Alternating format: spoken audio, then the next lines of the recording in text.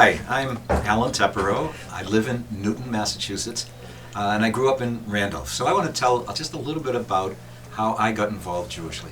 So I said that I'm from Randolph originally. Well, in truth, my parents and I were living in Dorchester, and then in Mattapan, and the only thing Jewish in my life that I can recall was my bubby.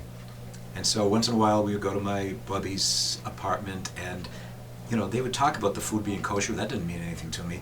She spoke Yiddish, spoke some English, didn't write any English.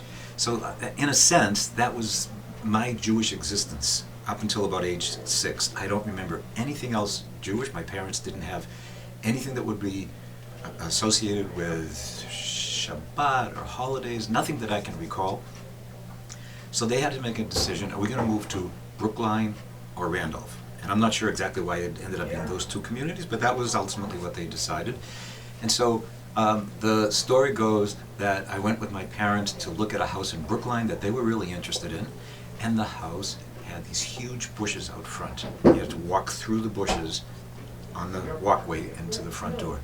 And I was, I guess, about 5 or 6 years old, and I don't remember any of this, but I've been told that I was so afraid of those bushes that they decided on the house in Randolph. So we ended up moving to Isabel Circle in Randolph, and all the kids in the area were Jewish. That is, in my little neighborhood. Randolph itself, though, probably wasn't more than 5 or 10% Jewish at the time. So all of these people were moving from Dorchester, Mattapan, Roxbury to Randolph, Sharon, that whole area in the south, also Swampscott, Marblehead, Peabody, etc. So my family moved to this neighborhood, and I had all these Jewish friends. It was really cool. I remember the first days of 2nd grade. And the reason I remember this, it's emblazoned in my memory, and that is because a couple of kids started calling me Dirty Jew and calling me Kike. Now, I didn't even know what that meant. And as I said, there was almost nothing in my life that made me Jewish. So my first memories of being Jewish, other than my bubby, were that it was imposed by others. I was basically defined as a Jew by these people who were Jew haters. And, kind of got through that, lived with it, didn't want to go to school. Somehow I just, found a way.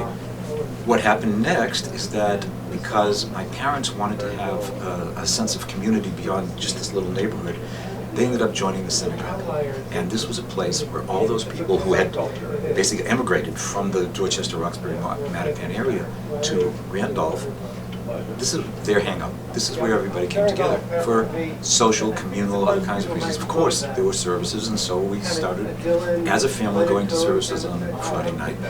And that was kind of meaningful to me. I loved this notion of intergenerational Judaism, that there were people who were grandparents, people who were parents, and a few of us kids who came. And this kind of became my second home. So one more story, just to show how it kind of came together.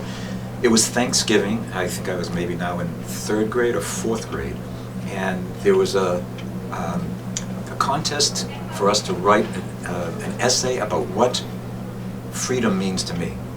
And I have no recollection of what I wrote, but I won the contest.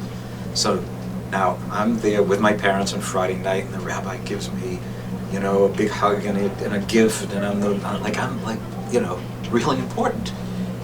And I'd never had any kind of experience like that. So this place, this building, this synagogue, this community became so essential to who I was.